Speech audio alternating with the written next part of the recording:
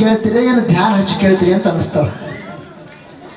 ಹಾ, ಹ್ಞೂ ಅಂದ್ರೆ ಗೊತ್ತಾಗ್ತದ, ನಮಗೂ ಕೇಳಿ ಬರ್ತದ. ಎಲ್ಲ ಹ್ಞೂ ಅಂದಿರೋ ಹೆಂಗೆ ಹ್ಞೂ ಅಂದಿರಪ್ಪ.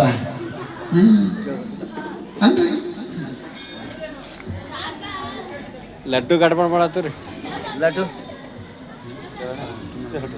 ಏನ್ ಮಾಡತ್ತಪ್ಪ?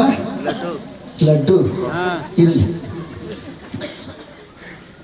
ಯಾವಾಗ ಮೈಸಾಸುರ ಮಡದ ಹೋದ, ದೇವಿ ಮುಂದೆ ಬಂದು ನಿಂತು ಹೋರಾಟ ಮಾಡಿದವರು ಇತಿಹಾಸದಾಗ ಇಲ್ಲ. ಹೆಂಗ ಬಂದಾರ ಹಂಗೆ ಮಡ್ದು ಹೋಗ್ಯಾರ. ದಿನ ಏನು ಸಾಧನೆ ಮಾಡಿಲ್ಲ, ಮುಂಜಾನೆ ಹೇಳಿದ್ದನ. ಆದರೆ ಮೈಸಾಸುರ ಸತ್ತ ಬಳಿಕ ದೇವಿ ಜಗನ್ಮಾತೆ ಹತ್ತಿರ ಇರ್ತಕ್ಕಂಥ ಎಲ್ಲಾ ದೇವತೆಗಳು, ಬ್ರಹ್ಮ ವಿಷ್ಣು ಮಹೇಶ್ವರ ಈಶ್ವರ ಚಂದ್ರ ಸೂರ್ಯ ಎಲ್ಲ ದಶದಿಕ್ಕುಗಳು ಹಿಡ್ಕೊಂಡು ಸಂತೋಷ ಭರಿತ ಆಗ್ತಾರೆ, ಹಸನ್ಮುಖಿ ಆಗ್ತಾರೆ, ನಗಲಿಕ್ಕೆ ಪ್ರಾರಂಭ ಮಾಡ್ಯಾರ. ಹೇ ಜಗದಂಬ ತಾಯಿ ಭುವನೇಶ್ವರಿ, ನಮ್ಮ ಮೇಲೆ ಅಧಿಕಾರ ಒತ್ತಡವನ್ನು ಹೇರಿ ನಮ್ಮ ಕೈಯಾಗಿದ್ದ ಅಧಿಕಾರವನ್ನು ಕಸಿದುಕೊಂಡಿರ್ತಕ್ಕಂಥ ಮೈಸಾಸುರನಿಗೆ ಸಂಹಾರ ಮಾಡಿದೇವ. ಅವನು ಹೊಡೆದು ಹೋದ, ಅವನು ಸತ್ತು ಹೋಗ್ಯಾನ, ನಮಗ ಬಹಳ ಸಂತೋಷ ಆಗ್ಯದ ಅಂತ ತಿಳ್ಕೊಂಡು ಅವ ಮೈಸಾಸುರ ಮಡಿದು ಹೋಗಿದ್ದಕ್ಕ ಎಲ್ಲ ದೇವತೆಗಳು ಹಸನ್ಮುಖಿಯಾಗಿ ಬಿಡ್ರಿ, ಇಲ್ಲಂತಿಲ್ಲ. ಊರಾಗ ಒಬ್ಬ ಯಾರೋ ಒಬ್ಬ, ನಮ್ಮೂರಾಗಿಲ್ಲ, ಮತ್ತ ನಮ್ಮೂರಾಗ ಅಂದಿರಿ ಬೇರೆ ಊರಾಗ ಒಬ್ಬ ಯಾವ ಒಬ್ಬ ದುಷ್ಟನ ಅಂತೇಳಿ ಊರಾಗ ಹೆಂಡ್ರ ಮಕ್ಕಳಿಗೆ ಒಜ್ಜಿ,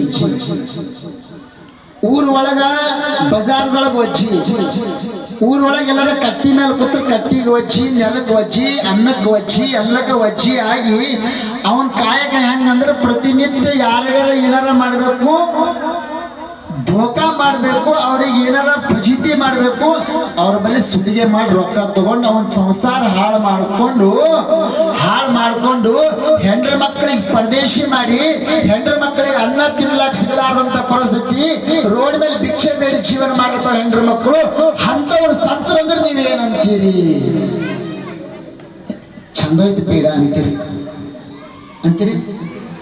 ಸುಮ್ಮನೆ ಹೇಳಕತ್ತೀನಿ.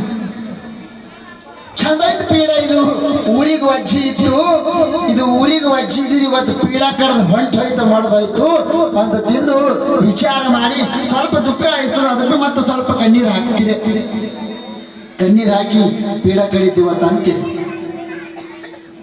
ಹಂಗ ಸಾಕ್ಷಾತ್ ಭಗವತಿ ಜಗದಂಬೆ ಆಗಿರುವಂತ ಭವಾನಿ ಮಾತೆಯಾದಳೆ. ಆಕಿ ಏನು ಮಾಡ್ಯಾಳ? ಮೈಸಾಸುರ ದುಷ್ಟರನ್ನ ಸಂಹಾರ ಮಾಡ್ತಕ್ಕಂಥವಳು, ಕೆಟ್ಟವರನ್ನ ನಾಶ ಮಾಡ್ತಕ್ಕಂಥವಳು. ಇವತ್ತು ಮೈಸಾಸುರ ಮಡದು ಹೋದ, ದೇವತೆಗಳಿಗೆ ಸಂತೋಷ ಆಯ್ತು, ಆನಂದ ಆಯ್ತು. ಆನಂದದಿಂದ ದೇವಿ ಮೇಲೆ ಭಕ್ತಿಯಿಂದ ಗುಣಗಾನವನ್ನ ಮಾಡಕತ್ತ. ಅಮ್ಮ, ಎಂತ ನಮ್ಮ ಕಷ್ಟದೊಳಗಿಂದ ಪರಿಹಾರ ಮಾಡಿದೀವ. ಯಾರ್ಯಾರ ಒಂದು ಕಾಲಾಗಿಂದ ಮುಳ್ಳು ತೆಗೆದ್ರೆ ನೆನಪಾಗ್ತದೆ, ಆಗ್ತದಿಲ್ರಿ? ಇದಕ್ಕೆ ಪರೋಪಕಾರ ಅಂತ.